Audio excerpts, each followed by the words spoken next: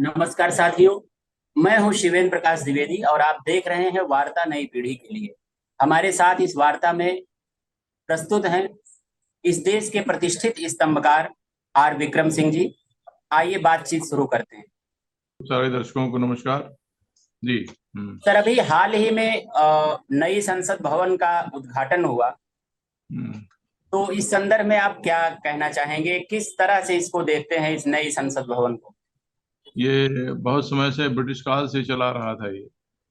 आ, और हमारी आज़ादी का गवाह है, हमारी सरकारों के गठन का गवाह है।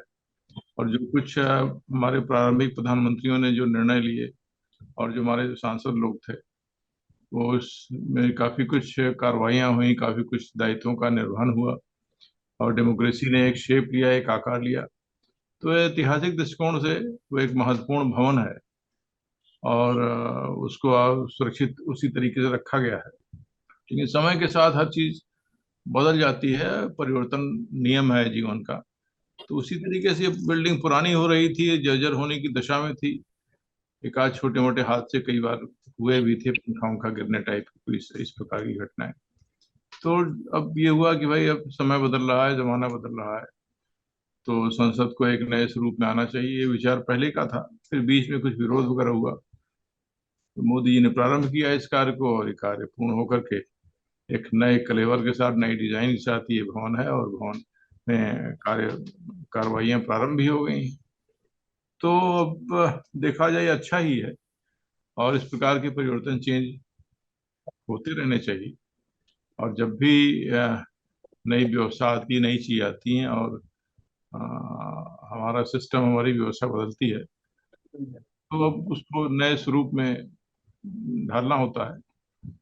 तो अब की डिलिमिटेशन जो होने जा रहा है, फाइनल शेप में आएगा सेंसस के बाद 2026 तक, तो उसमें सांसदों की संख्या बहुत बढ़ेगी मेरे ख्याल से। राज्यसभा और लोकसभा को मिला करके जितने सांसद हैं उनकी संख्या 150 के आसपास पहुंच जाएगी। जी तो जी। ऐसी स्थिति में जब इतनी बड़ी संख्या में सांसद गण का आगमन होगा, तो पुरानी जो बिल्डिंग थी, पुराना भवन था, उसमें सीटों के अरेंजमेंट में बहुत फर्क करना पड़ता और फिर ये संभव न था उसमें बड़ी संख्या में सांसद गण को समायोजित कर पाना। तो ये ठीक है, ये अच्छा रहा और व्यवस्था के दृष्टिकोण से भी अच्छा है और शेप और डिजाइन के दृष्टिकोण से भी अच्छा है। एक मुझे उम्मीद है कि इसमें भारत का के भाग्य के लिहाज से, वास्तु के लिहाज से भी जी जी। ये अच्छा भवन साबित होगा। तो ये है और ठीक ही है। सर, जैसा कि वास्तु के लिहाज से आपने बताया, तो इसकी अभी विपक्ष ने बड़ी आलोचना की थी कि संसद भवन ताबूत की तरह है, तो ऐसा है वैसा है। तो हम्म। बहुत सारी आलोचना इस नए संसद भवन को भी लेकर के विपक्ष द्वारा की गई। तो किस तरह से इसको आप देखते हैं, इस आलोचनाओं को?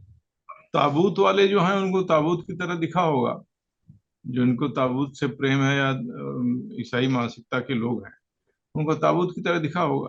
जबकि वो डिजाइन एक वास्तु के लिहाज से अच्छी डिजाइन है। अब अब हम लोग तो खैर उस वास्तु के इतने जानकार हैं नहीं, इसलिए हमको तो ये देखना है कि भाई बाकी सारी व्यवस्थाएं, सारी सुविधाएं उसके अंदर दे दी गई हैं। जी जी। सरकार से काफी कुछ सुविधाएं हैं। बस एक जी चीज जो मुझे अखरती है, पता नहीं और भी लोगों को अखरती या नहीं अखरती, कि संसद के अंदर एक बड़ा स्क्रीन होना चाहिए। जी। बड़ा सा एक फिल्म स्क्रीन, जी जिसको हम बहुत से कार्यक्रमों में देखते हैं, बहुत से इस प्रकार की मीटिंग्स वगैरह में देखते हैं, जो बड़े बड़े हॉल के अंदर जो बड़ी स्क्रीन लगाई जाती है। जी। कि कितनी बार ऐसा होता है जी कि घटना स्थल का कोई दृश्य है, अब सांसद गण के सम्मुख जो है उसमें चर्चाएं चल रही हैं, वार्ता चल रही है, वाद विवाद भी हो रहा है और तथ्यों की जानकारी सरकारी पक्ष प्रस्तुत करना चाहता है या विपक्ष ही प्रस्तुत करना चाहता है कि देखिए साहब ये दृश्य है, ये है हमारा, ये जो वहां पर जो चित्र खींचा गया वो ये कहता है। जी। तो फोटो जो है अपने को बहुत अच्छे तरीके से एक्सप्रेस करती है, वीडियो बहुत अच्छे तरीके से एक्सप्रेस करता है। जैसा कि कहा भी गया है कि एक फोटो 1000 शब्दों के बराबर होती है। जी जी। तो एक्सप्रेशन बहुत अच्छा हो जाता। अध्यक्ष जी महोदय के बगल में कहीं इस प्रकार का स्पेस बड़ा सा डिजाइन में एडजस्ट किया जाना चाहिए यहाँ पर जी कि कोई दृश्य दिखाना हो कि देखिए साहब ये परिदृश्य है, या पुराना ही आजादी के समय का कोई दृश्य दिखाना चाहते हैं, कोई ऐतिहासिक संदर्भ ही दिखाना है, जी घटनाक्रम दिखाना है, अपनी उपलब्धियां दिखानी है, जी गांधी जी की ही कोई यात्रा, दांडी यात्रा ही दिखानी है, कोई ऐसी बात है, तो जी इस प्रकार की व्यवस्था संसद में होनी चाहिए कि हम लोग उसको प्रदर्शित कर सकें, सांसद गण के सम्मुख प्रदर्शित कर सकें, कोई भी जी ऐतिहासिक कृत्य भी, और कोई आधुनिक चीज या कोई घटनाक्रम ऐसा हो गया, कोई ऐसी अचानक दुर्भाग्यपूर्ण घटना घट गई, कहीं जी भूकंप आ गया, कहीं कुछ आ गया, तो जी सांसद गण के सम्मुख उसको प्रस्तुत किया जा सके। तो इस प्रकार मुझे ये लगता है कि एक स्क्रीन की व्यवस्था भी, जब इतनी आधुनिक चीजें हो रही हैं, समय बदल रहा है, तो जी वो भी सामने होता, तो हमारी संसद में जो अथॉरिटीज हैं उनको निर्णय लेने में, और जो बिल्कुल।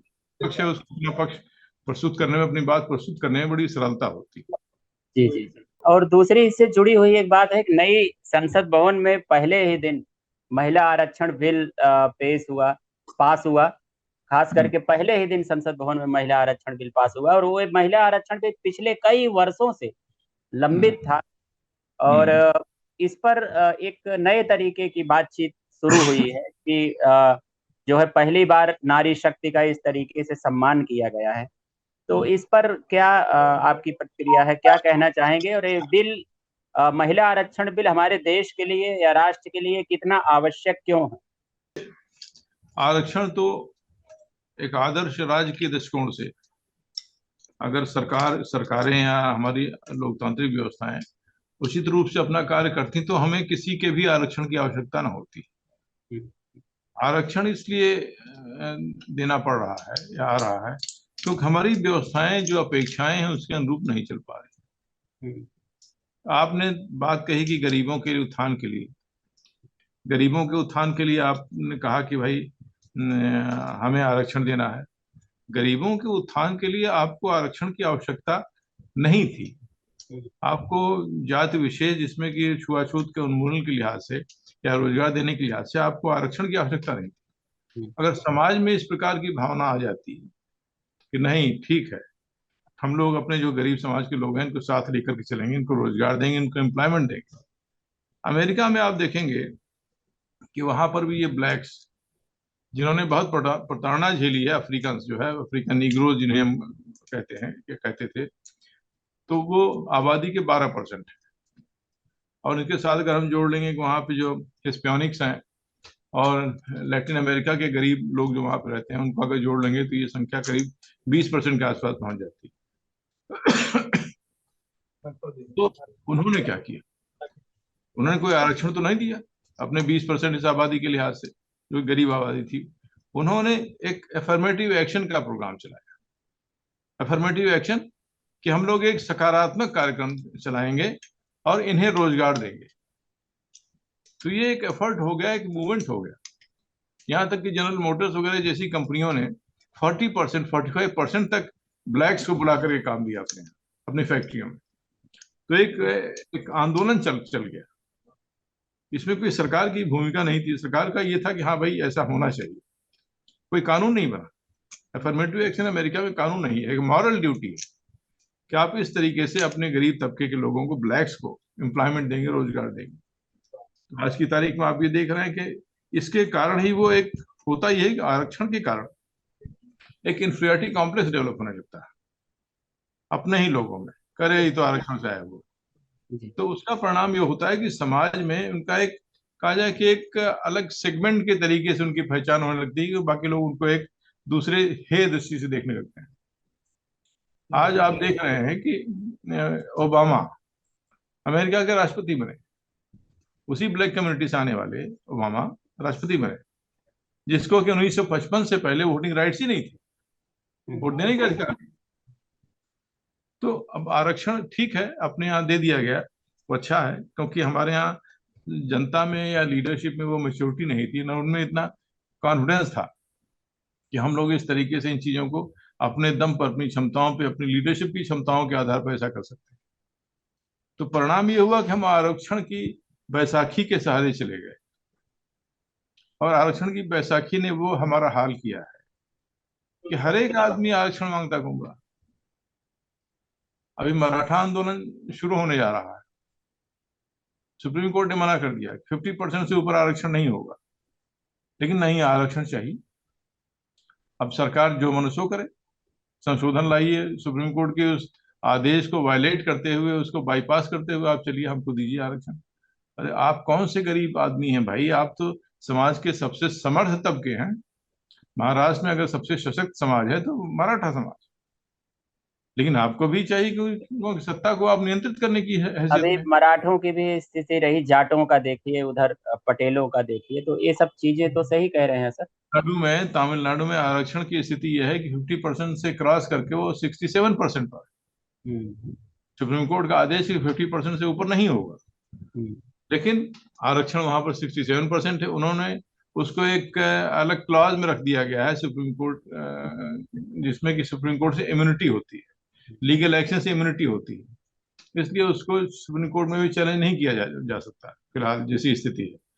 तो इन लोगों की मंशा यही है कि इस प्रकार के आरक्षण वाले जो हैं, ये इस प्रकार की व्यवस्थाएं उनके लिए विशेष तौर से करके और इसको वहां पर डाल दिया जाए उसी श्रेणी में जिसमें तमिलनाडु के आरक्षण की व्यवस्था है, जैसे 50% की क्लास से ऊपर भी आरक्षण हो सके।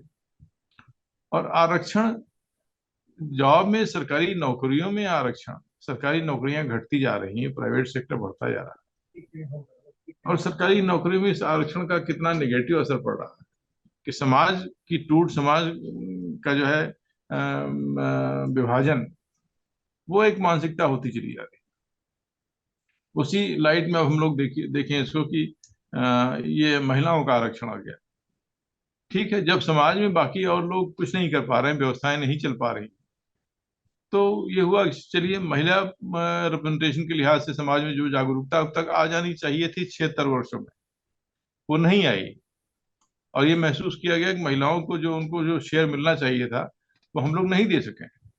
तो 76 वर्षों के लोकतंत्र की यह असफलता है, फेल्योर है, क्योंकि 76 वर्ष के उपरांत हमें अपनी महिलाओं को आरक्षण देने का काम करना होगा। इसलिए करना पड़ रहा है, 76 वर्षों में हम असफल रहे अपने इस लोकतांत्रिक यात्रा में, अपनी जो 50% आबादी को ये सेटिस्फैक्शन देने में कि हम लोग, आप बराबर के भागीदार हैं इसमें। अमेरिका में, यूरोप में और दुनिया के किसी भी देश में हमको नहीं लगता है कहीं और भी महिलाओं के लिए आरक्षण है, क्योंकि उन्होंने विकास के साथ, विकास की यात्रा में कंधा से कंधा मिलाकर के वो लोग चले। वहां की महिलाओं को महसूस भी नहीं होता कि हमें आरक्षण चाहिए, क्योंकि वो अपने को कहीं से डिप्राइव्ड महसूस ही नहीं करती। लेकिन हमारे यहाँ जो है उस व्यवस्था में ये भाव बना रहा कि नहीं, महिलाओं के लिए होना चाहिए। महिलाएं डिप्राइव्ड है, महिलाओं का शोषण हो रहा है, सामाजिक व्यवस्था से शोषण हो रहा है, और वो दबा कर रखी जा रही है, उनकी आवाज कमजोर हो रही है, और समाज में उनकी भागीदारी उतनी नहीं हो पा रही है। तो फिर ये आरक्षण बिल आया उस चीज को नेगेट करने के लिए। हमारी सामाजिक अक्षमताओं, राजनीतिक अक्षमताओं का प्रतीक है ये कि आजादी के 76 वर्ष के बाद हमें महिलाओं को आरक्षण देना पड़ रहा है। मैं इसका विरोधी नहीं हूँ, बिल्कुल दिया जाना चाहिए, बिल्कुल दिया जाए, लेकिन इसके साथ ये भी कहा जाए कि हम लोग कितने नाकारे हैं, कि देश की लोकतांत्रिक व्यवस्था कितनी असफल रही है, जो कि अपनी महिलाओं को ये भाव नहीं दे सकी कि हमसे बराबर है। अब आरक्षण क्या, वो तो अपने आप स्वतः ही उनका, अगर वो आ जाता 33% और 34%, 35% रिप्रेजेंटेशन अपने आप आ जाता, प्रतिनिधित्व तो अपने आप आ जाता, अगर हम लोग सक्षम होते, हम लोगों ने प्रयास किया होता तो हम लोग अब 76 वर्षों के बाद प्रयास करके उनको ला रहे हैं 76, ये 33% प्रतिनिधित्व पर।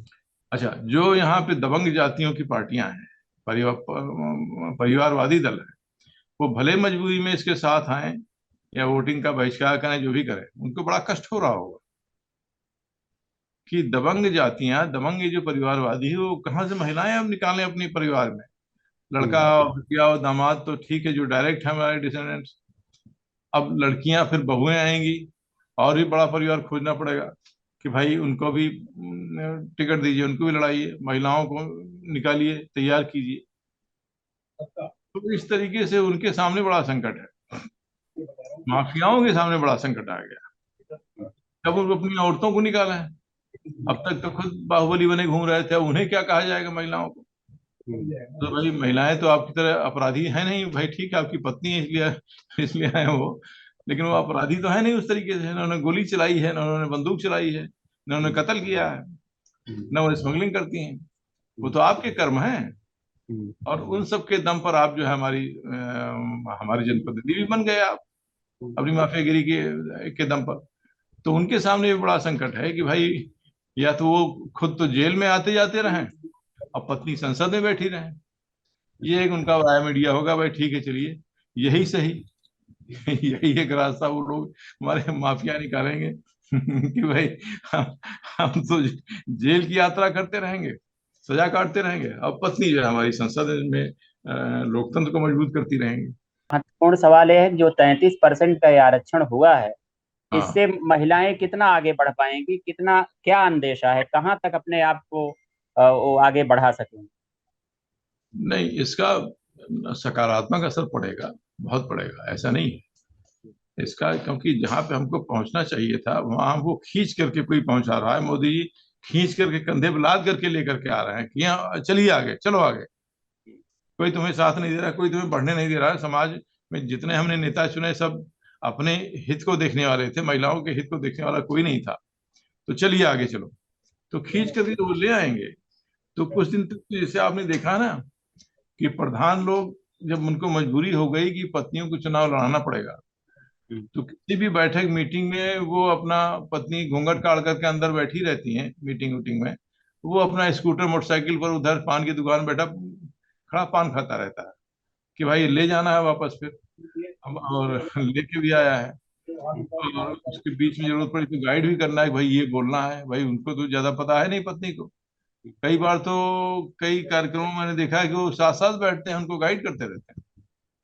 कई जगहों पर वो खाली बैठी रहती हैं एक मूर्ति की तरह, और बाकी सारी कार्रवाई ये संपन्न करते हैं प्रधान पति महोदय या प्रधान पुत्र महोदय या जो भी उनके साथ आते हैं। तो इस तरीके का है। वो अपने साथ पूरा पैड रखते हैं, मोहर लगा हुआ, उसके ऊपर दस्तखत और मोहर लगा हुआ पूरा पैड रखते हैं। और उसके बाद फट से कोई हुआ गैप में एप्लीकेशन लिखी और पकड़ा दिया, लिए साहब, प्रधान जी की तरफ से या प्रमुख जी की तरफ से। तो इस तरीके से आपने देखा होगा बहुत बार पत्नियां चुनाव जीतती हैं और पतिमाला पहने घूमते हैं कि कौन है आप, प्रमुख जी, प्रमुख जी जो कि प्रमुख पत्नी है जो घर में बैठी। तो इस तरीके से लोकतंत्र हमने अभी तक चलाया है, जी। लेकिन अब संसद में ये नहीं चल पाएगा। संसद में जो है सांसद पति नहीं आ पाएंगे बैठने के लिए, भले आसपास बाहर चक्कर काटते रहें, लेकिन वो यहाँ पे बोलना, प्रस्ताव देना, अपनी बात कहना, तो यहाँ वो नहीं चलेगा जो कि हमारे ग्राम सभाओं में चल जाता है या प्रमुख तक चल जाता है। तो ये है। तो लोकसभा में, विधानसभाओं में अब रियल लीडरशिप जो महिलाओं में है, जो हम लोग देखते हैं, वो सामने लाना पड़ेगा इनको, जो कि अभी तक पीछे। बहुत से एनजीओ, बहुत संस्थाएं, बहुत सी महिलाएं जो सक्रिय हैं समाज में, जी। अदरवाइज सक्रिय हैं, मुझे लगता है कि राजनीतिक दल उनको दायित्व देंगे और उनकी भूमिकाएं समाज में सकारात्मक रूप से आनी प्रारंभ हो जाएंगी। निश्चित रूप से कुल मिलाकर के जो रियल लीडरशिप है महिलाओं की, महिलाओं अब में, हाँ। वो अब वो आगे आनी चाहिए, वो आगे बढ़ेगी तो निश्चित रूप से इसका कुछ अनुकूल प्रभाव पड़ेगा। हाँ, बिल्कुल पड़ेगा। जी। इसका प्रभाव पड़ेगा, इसमें संदेह की बात नहीं। हम लोगों ने बात किया एक नई संसद भवन, और नई संसद भवन के बनने के बाद महिला आरक्षण बिल, जो पहली एक ऐतिहासिक बिल रहा, जो पिछले 3 दशकों से अधिक समय से अ, हम्म, लगातार संसद की फाइलों में कैद था, तो हम्म, निश्चित रूप से वो आगे आया है। और उस हम्म, पर अभी आपने देखा कि इस देश के वरिष्ठ स्तंभकार आर विक्रम सिंह ने अपना मत दिया, विचार दिया, और एक सही सार्थक तरीके से बातचीत हुई, और हमारे दर्शकों को, नई पीढ़ी के श्रोताओं को इस नई संसद भवन के बारे में और महिला आरक्षण बिल के बारे में काफी कुछ जानने और समझने का मौका मिला। बहुत बहुत धन्यवाद।